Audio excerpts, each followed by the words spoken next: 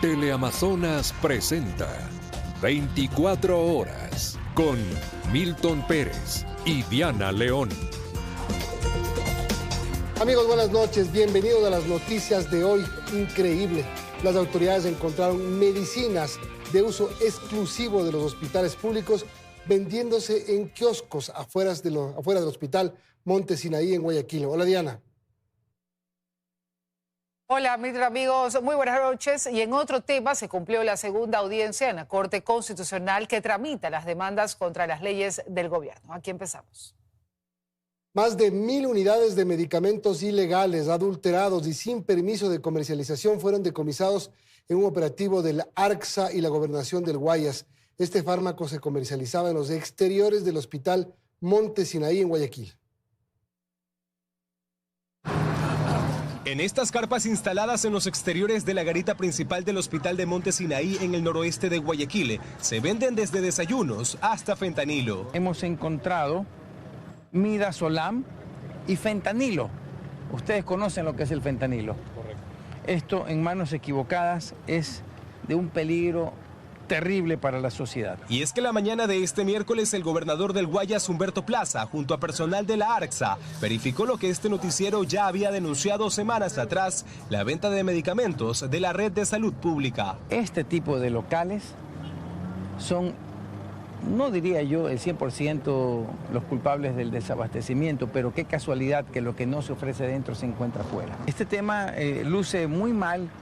Y creo que aquí van a venir sanciones muy importantes e investigaciones. Pero no solo es esto, también se encontró medicamentos caducados, adulterados y algunos que necesitan refrigeración, junto a cocinas donde se preparan comidas rápidas al aire libre. Al lado de la cocina donde hacen la salchipapa estaba justamente este medicamento. Correcto, recordemos que esto no está autorizado por parte de ARCSA, no tienen permiso. Obviamente aquí vemos distintos tipos de actividades, que tienen cocina, hay cilindros de gas, tienen animalitos. Entre los medicamentos de prohibida venta y de uso exclusivo de la red de salud pública, se halló bromuro de rocuronio, utilizado para la intubación de pacientes. También fue hallado el ácido valproico, utilizado para el tratamiento de personas con epilepsia y anestesia general para cirugías. Hay personas que no tienen, un ejemplo, esto vale $2,50, tengo $1.50, llévelo. Sí, es negocio, pero vaya al hospital a ver si hay para una paracetamol. Pese a todo lo encontrado, no hubo detenidos. Ricardo Alcíbar, Teleamazonas. Y mientras se investiga si esas irregularidades también se producen en otros hospitales, el ministro de Salud pide no hablar de una crisis de salud generalizada. Reveló que 3 hospitales del país, entre ellos el del Guasmo Sur, están dentro de las prioridades de la cartera de Estado. Entonces, no es del todo cierto que todos los hospitales estén con problemas. Así respondió el ministro de Salud, Jimmy Martin, ante las preguntas sobre la crisis de abastecimiento de medicinas y otras carencias por las que atraviesa el sector sanitario. Incluso Martin afirma que el problema no se presenta en todos los hospitales, da nombres, cifras y también detalles. Por ejemplo, estuve la semana pasada en Shushufindi, en el hospital básico de Shushufindi, tenemos un adecuado stock de medicina. Lo que significa en sí un contraste significativo de lo que este noticiero ha podido evidenciar, no solamente en la provincia del Guayas, específicamente en el Hospital de Milagro León Becerra, sino también en otros nosocomios de provincias como Domingo de los Áchilas. Y para no hablar de memoria, volvimos a las calles, esta vez no tan lejos, en la misma ciudad de Guayaquil. Trabajando en contrainstitucional. A nivel solamente cartera de Estado. Es lo correcto porque es todo lo contrario. Para aquello también, ya se encuentra al frente una nueva comisión de salud, sobre la cual pesa ahora el desafío de brindarle verdadera salud a los ecuatorianos. Astrix Ingrid, Teleamazonas. Algo más, personal de limpieza y guardias de seguridad del Hospital de Especialidades de Portoviejo llevan más de 6 meses sin recibir sus sueldos. Esta situación generó una paralización como medida de protesta. Así amaneció los exteriores del Hospital de Especialidades en Portoviejo, con varios trabajadores de limpieza y guardias de seguridad exigiendo el pago de sus sueldos que llevan más de 6 meses impagos. La protesta provocó la paralización de sus actividades como medida de presión ante la falta de respuesta por parte de las autoridades correspondientes. Y es que los manifestantes aseguraron que esta suspensión de labores será indefinida hasta que se cancelen los valores adeudados. Y no podemos seguir trabajando en esta circunstancia, ya que somos padres de familia. En un grupo son 27 guardias, en un grupo. Nosotros trabajamos porque necesitamos. Además, el personal de limpieza y seguridad indicaron que se entregó un oficio formal al gerente del hospital solicitando una pronta solución, aunque hasta el momento no han recibido una respuesta concreta. Hacer un llamado tanto al Ministerio de Salud Pública como al Ministerio de Finanzas, pues creo que es de conocimiento público que un hospital no se sostiene sin limpieza y sin guardianía. Lo único que nos dice el hospital es que no se les aprueban los CUR de pago, dicen que a veces suelen ser un trámite porque un CUR de pago dura entre 30 a 60 días para hacerse efectivo. Esta situación ha generado preocupación entre pacientes y familiares, quienes temen que la escasez del personal operativo deteriore aún más la calidad de la atención en el hospital. A esto se suma la falta de insumos y medicamentos, lo que agrava el panorama en uno de los hospitales más grandes de la provincia de Manabí, al que asisten miles de usuarios diariamente. Ricardo Cruzati, Teleamazonas.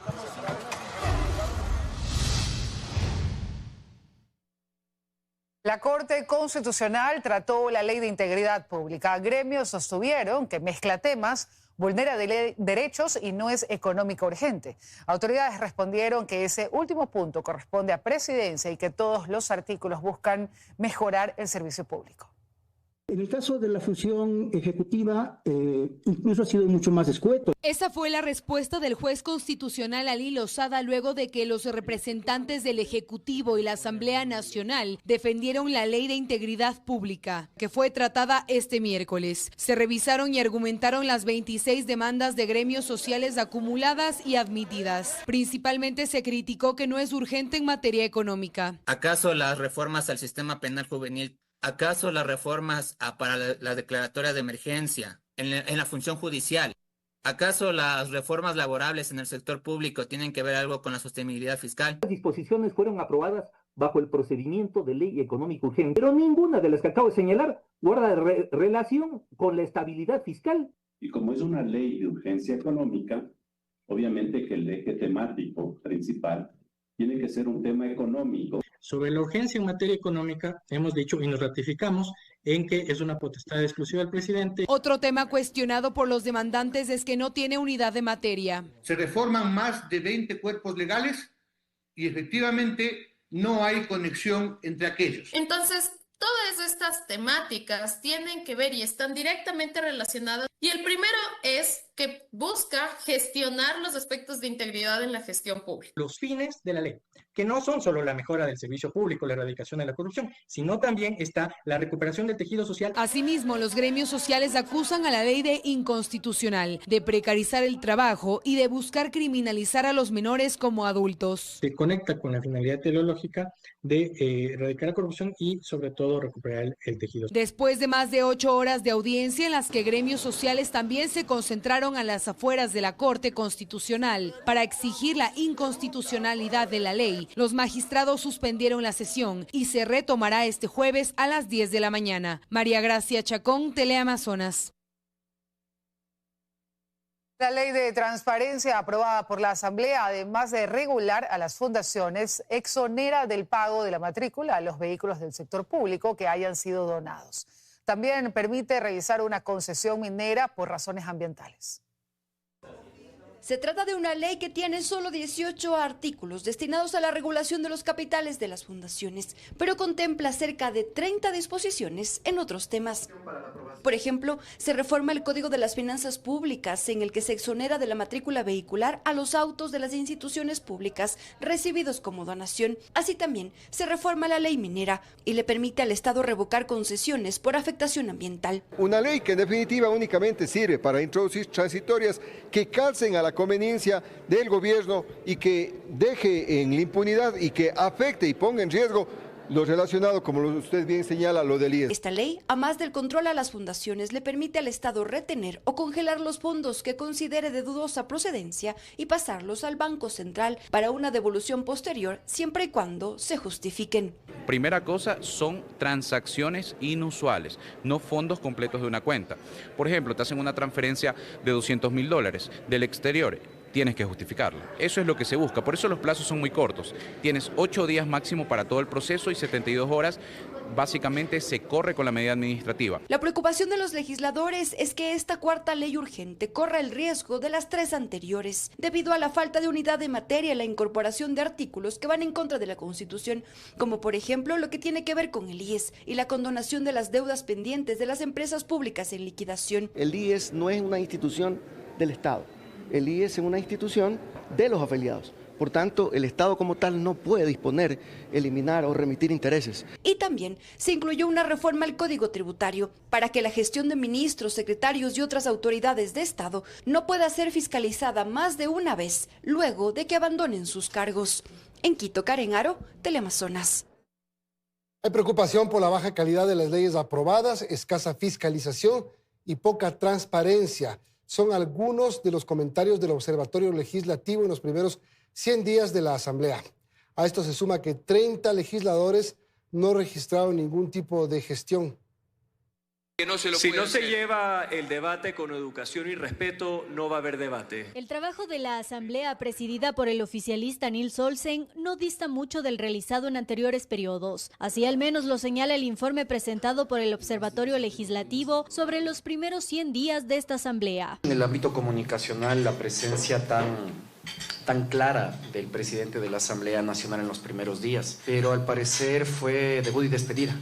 Porque vimos que, por ejemplo, la Asamblea Nacional decidió reunirse los lunes, los martes y los miércoles, pero después de eso volvieron a la dinámica habitual. Más allá de este buen inicio, por llamarlo así, del presidente Olsen, hemos visto con mucha preocupación cómo se ha decaído en materia de transparencia. En cuestión numérica, es decir, asistencias, intervenciones y producción de leyes, es muy similar a otras legislaturas, pero sí hay datos que llaman la atención. Uno de ellos tiene que ver con la baja calidad de las leyes. En 100 días, la Asamblea aprobó 5, las cuales ya suman más de 30 demandas de inconstitucionalidad. Se introducen una serie de temas que no tienen que ver con la unidad de materia. Se sigue practicando la reforma sastre, es decir, la reforma que se envía a último momento y donde se aprovecha para introducir disposiciones generales, transitorias y reformatorias que tienen una dedicatoria. El informe agrega la falta de fiscalización y control político y la prácticamente nula participación ciudadana en las comisiones. El debate en las comisiones pues son grupos de interés, sobre todo de carácter económico. Si ustedes ven los niveles de participación ciudadana en comisiones generales ha disminuido totalmente. Si se trata de la evaluación individual a los legisladores, el 20,5% no tuvo ningún tipo de gestión durante este primer trimestre. El 19% no intervino en el pleno y hasta inicios de este mes las multas por impuntualidad y ausencias suman $70,000. La Asamblea Nacional como institución no tiene una buena imagen porque es una institución que no conecta con el ciudadano. Una de las recomendaciones del observatorio para los próximos años es que se cambien los requisitos para ser asesor legislativo, pues del 90% de estas plazas corresponde a cuotas políticas. Solo en estos primeros 100 días se detectaron 40 casos de nepotismo. Belén Mirizalde, Teleamazonas.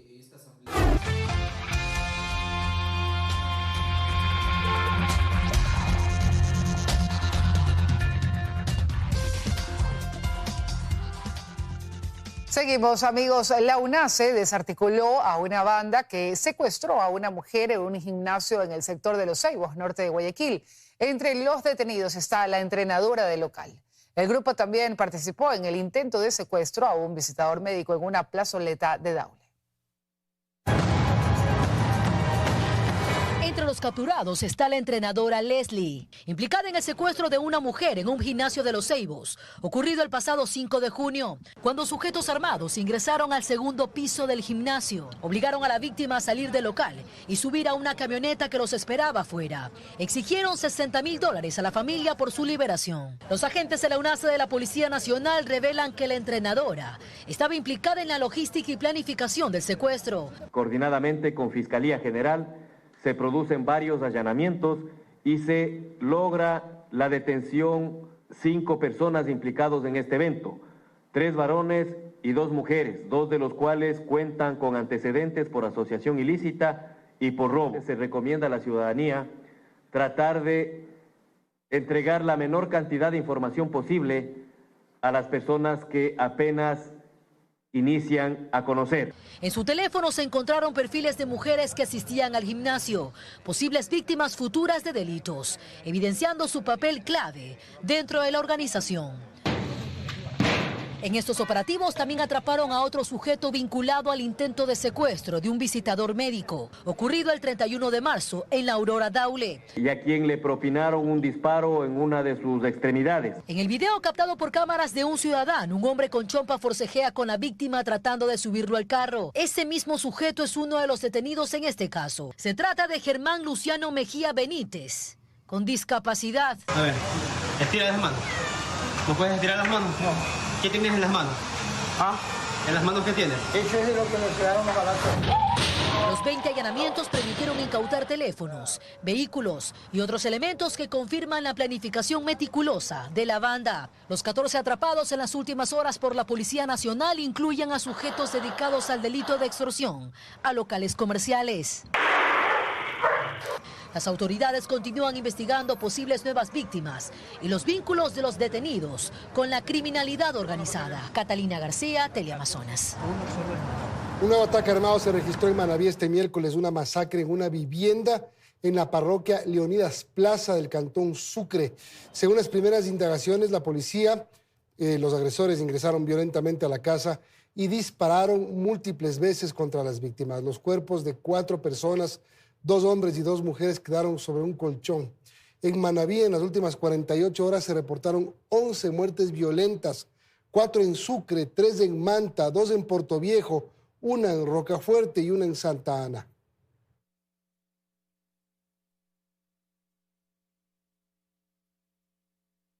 Seis personas fueron asesinadas y 2 más resultaron heridas en una sola noche en Machala, provincia del Oro. Los ataques ocurrieron con pocos minutos de diferencia. La violencia en la ciudad de Machala no da tregua, y es que en la noche del martes 26 de agosto se registraron 3 ataques violentos en el norte de la ciudad.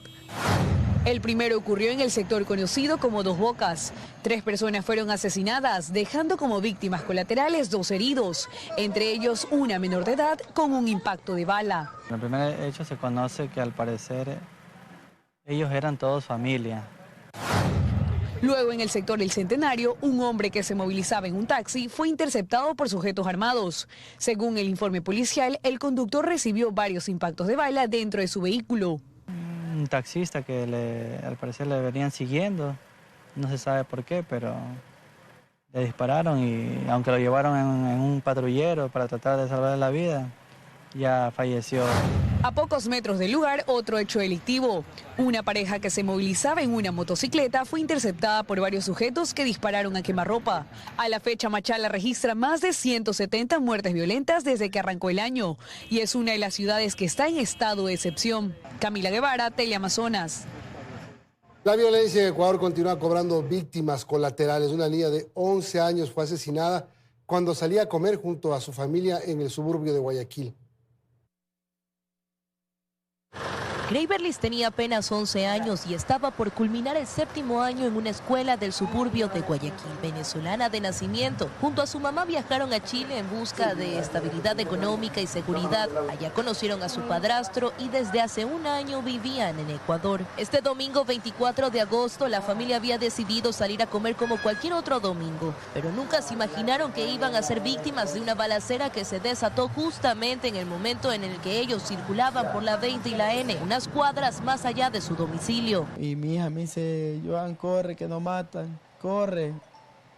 Y mi mujer, cuando él escuchó a mi mujer, mi amor, me dieron en el brazo. Lo único que escucho la niña dice, mami, hasta ahí escuchamos nosotros. Greiberlis, de 11 años, murió por un impacto en el corazón, mientras que su madre fue herida en un brazo. Ambas fueron trasladadas inmediatamente al hospital Guayaquil, en donde se confirmó el fallecimiento de la menor. Su madre, quien todavía tiene una bala en el brazo que le provocó fracturas y lesiones, decidió posponer la cirugía para permanecer cerca del cuerpo de su hija. No se lo dejo a Dios, porque igual nosotros sentimos temor por lo que pasó. Este no es el primer caso en el que un niño es asesinado producto de una balacera que no iba dirigida contra ellos. El último se dio a pocas cuadras de la casa de Greiberlis. Ezequiel, de apenas 5 años, murió tras recibir un impacto de bala mientras jugaba frente a su vivienda. Esto ocurrió hace menos de 2 meses. En el primer semestre de 2025 se marcó un récord histórico en Ecuador con 294 homicidios de menores, lo que representa un incremento del 50% frente a los 196 casos registrados en el mismo periodo de 2024.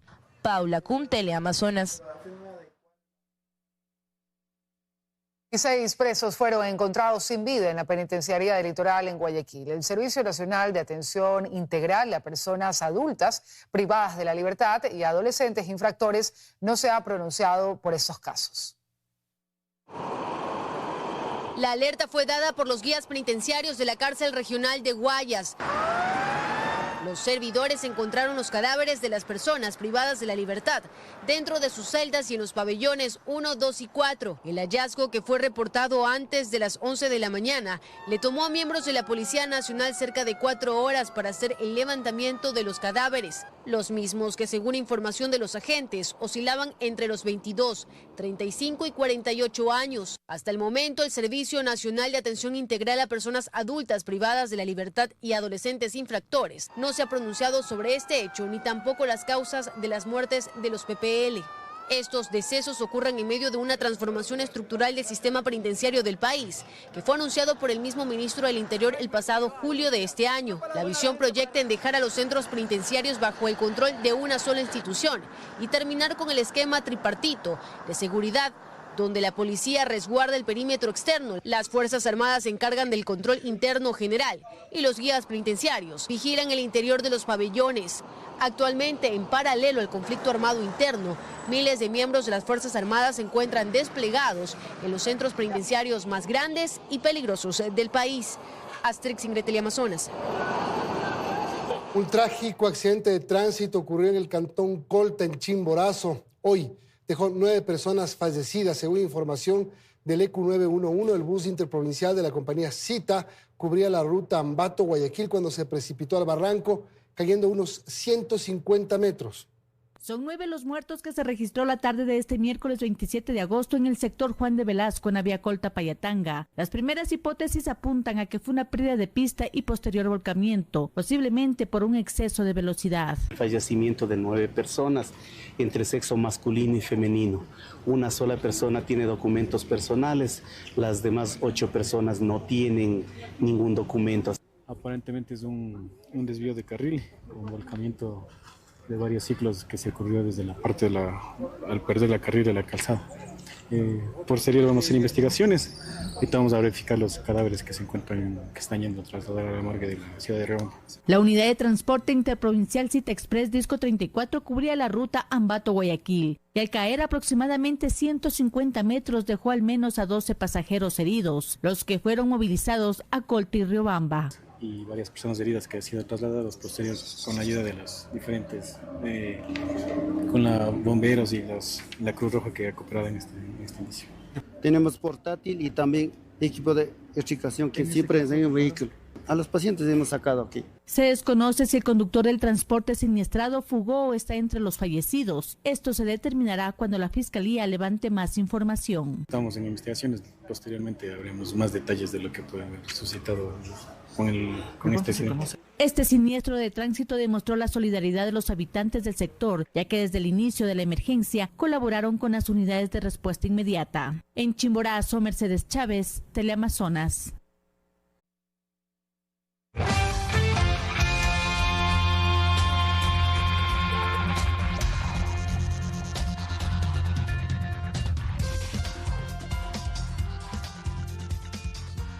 Y les contamos, el IES aclaró que no es obligatorio realizar la actualización de datos para afiliados y jubilados. Es opcional para quienes, por ejemplo, se hayan cambiado de domicilio o tengan un nuevo correo electrónico. Esta precisión se dio luego que ciudadanos acudieron masivamente a realizar el trámite. Tras 2 días de confusión e incremento en la demanda de atención en las sedes del Instituto Ecuatoriano de Seguridad Social, la calma volvió este miércoles. pues la institución aclaró que no es obligatorio realizar la actualización de datos para afiliados y jubilados. Se trata nada más de un proceso opcional y rutinario. Quiero transmitir el mensaje de calma a la ciudadanía de que si sus datos están ya actualizados y si desean realizar alguna actualización adicional, lo pueden realizar a través de nuestros canales digitales y nuestra página web. Sin embargo, la preocupación en particular de adultos mayores hizo que la demanda de atención en las ventanillas sea mayor en los últimos días. Es el caso de Débica Cabezas y Zoila Ayala, quienes tomaron un turno para actualizar sus datos, ya que les habían informado que si no lo hacen, no recibirían este mes su pensión. Esa era la preocupación, en que, bueno, esta información se difundió y para mayor seguridad vine y pues me dejaron más tranquila, me explicaron muy detalladamente que no me preocupen. Sí, me preocupé porque decían que es que no iban a pagar el mensual y otras cosas más que tenían, pero total que no ha sido nada del otro mundo. El director nacional de Atención al Ciudadano aclaró que esta es una campaña de actualización de datos permanente y que no afecta a ningún otro servicio. Un tema opcional, si ya están los datos actualizados o si se lo va a hacer de la primera vez, pueden acceder a nuestra página web para hacer la gestión de sacar un turno y poder hacer la actualización de datos en nuestro centro de atención universal. Pero los afiliados deben estar tranquilos que todas sus prestaciones están aseguradas. Usted debe actualizar su información personal en el IES en caso de que se haya cambiado de domicilio, que tenga un número de teléfono nuevo o que su correo electrónico sea diferente al registrado. Este proceso lo puede hacer en línea, en la página web del IES o tomar un turno en la misma para ser atendido en ventanilla. En Quito, Karen Aro, Teleamazonas. Luego de 2 meses, el Ministerio de Educación aplicó sanciones a la estudiante que agredió brutalmente a otra en una entidad educativa fiscal de Quito. El caso trascendió al ámbito penal y hasta en manos de Fiscalía, que debe determinar el tipo de delito que se habría cometido. Han pasado 2 meses desde que esta brutal agresión causó conmoción social. Se trata de un ataque a una estudiante de una unidad educativa fiscal de Quito que finalmente fue sancionado.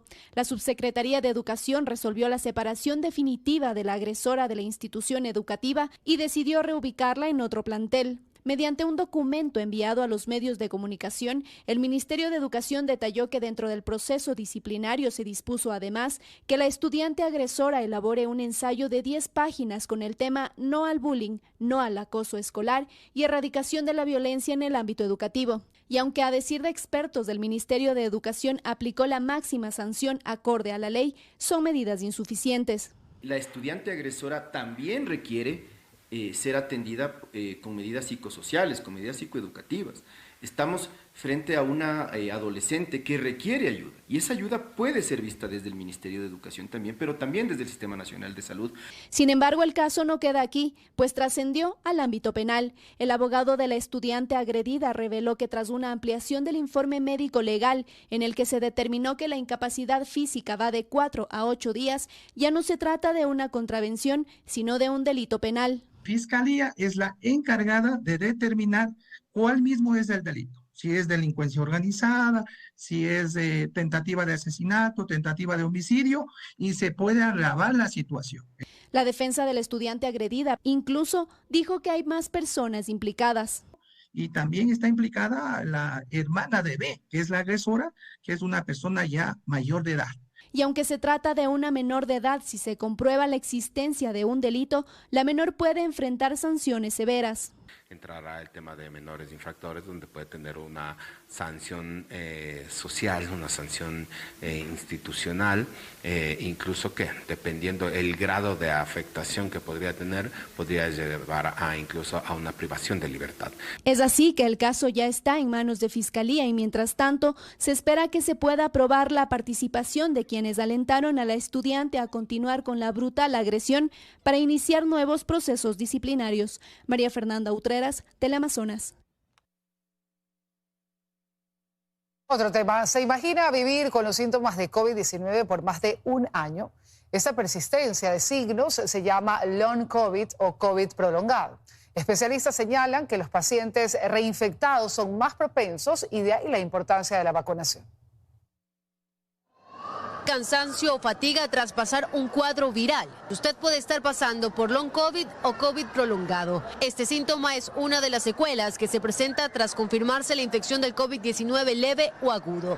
Queda como un cuadro que durante muchos meses tienen una fatiga, un decaimiento, y que esto se prolonga durante meses, ¿no? Los síntomas pueden durar 6 semanas o mantenerse hasta 24 meses, pero no es el único. También se encuentra dolores de cabeza frecuente, problemas de memoria y concentración y problemas endocrinos. Hay que incluirlo, este término long COVID, dentro de algunos diagnósticos diferenciales en afectaciones sistémicas que muchas veces no guardan relación con los cuadros agudos respiratorios. Y aunque aún quede mucho por conocerse en esta materia, hay ciertos puntos que comienzan a desmitificar ciertos criterios, como por ejemplo que estos síntomas eran productos de las vacunas, pues la probabilidad de presentar estos problemas de salud aumenta en pacientes que se han reinfectado. Son pacientes que luego quedan sensibles, la influenza en ellos es más severa. Este virus cambia y tenemos más o menos unos 2 brotes epidémicos por año. Las personas con un riesgo alto deberían aplicarse una dosis de refuerzo. Paul Cárdenas, investigador de microbiología de la Universidad San Francisco de Quito, separándose de la parte epidemiológica, detalla los resultados de los recientes estudios de qué variante actualmente circula en el país. Se llama JN.1.1. La variante fue detectada mediante pruebas realizadas a aguas hervidas o residuales a nivel global. La Organización Mundial de la Salud ha detectado más de 6.000 variantes de COVID-19. De esta cifra, 1.800 se han encontrado en Ecuador, aunque esto no represente que todas hayan generado un impacto en las personas. Asterix en Teleamazonas.